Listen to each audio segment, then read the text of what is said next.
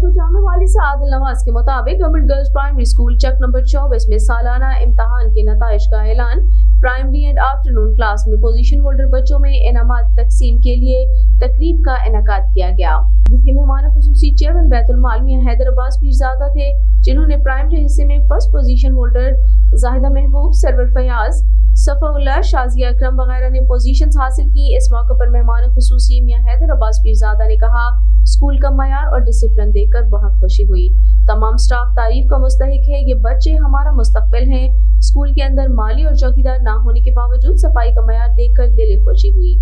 انہوں نے کہا کہ ڈپٹی کمشنر بہاولپور سے ملاقات کروں گا، چوکیدار اور آفٹرنون ٹیچرز کی جو تنخواہیں 1 سال سے نہیں ملی، بہت جلد اس پر عمل درآمد ہوگا۔